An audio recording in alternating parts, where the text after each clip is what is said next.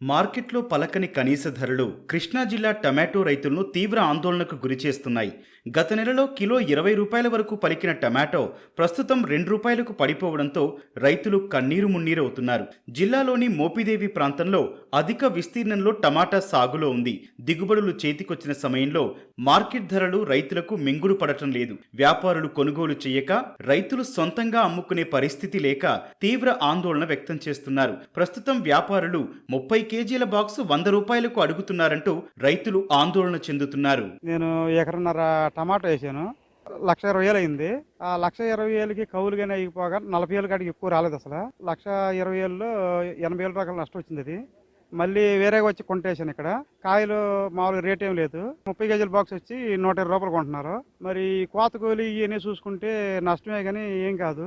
విషయం ఏంటంటే మార్కెట్ దారులు వాళ్ళు వచ్చి మాకు కాయలు కొనుగోలు చేస్తే మేము కొంచెం నష్టాల్లోంచి ఇదవుతాం. ఎకరం వేసాను టమాటా, ధర లేదు. ఎండి కోసిన కూలి కూడా రావట్లేదు. పైకాయ దించేస్తున్నారు. రైతు బజార్లు అమ్ముకోవటానికి ప్లేసులు దొరకట్లే, అమ్ముకోవటానికి దళారులు అమ్మనివ్వట్లే, కోత కూలి కూడా రావట్లే, పక్షులు తినేస్తున్నాయి. మిరపకాయ వేసా కుంట, మిరపకాయ వేసాను 70-80 వేలు అయింది ఖర్చు. కోసిన కూలి కూడా రావట్లే, సంచులకు రావట్లే, కోత కూలి రావట్లే. బాక్స్ 100 రూపాయలు అడుగుతున్నారు, 50 రూపాయలు కిరాయి అవుతుంది. దించినందుకు 10 రూపాయలు 60 రూపాయలు అవుతుంది. అక్కడ వచ్చేది ఏమి ఉంటుంది. రైతు బజార్లో రైతు అమ్ముకోవటానికి ప్లేస్ ఉంటుందా, ఆఫీసర్లు పట్టించుకోవట్లా.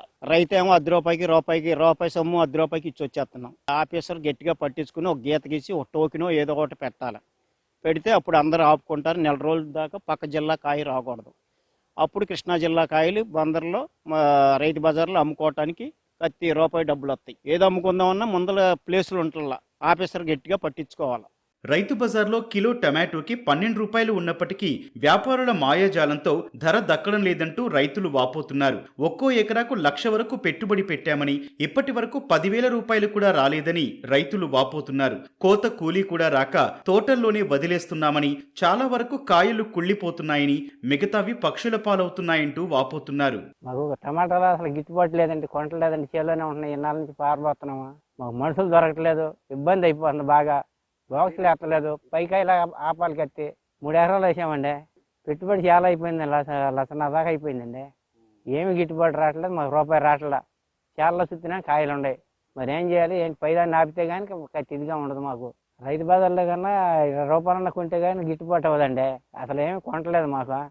ఇటువరకు అయితే ముందు వెనక ఒకసారన్నా అమ్మేది రేటు, అదేమి అమ్మట్లేదు.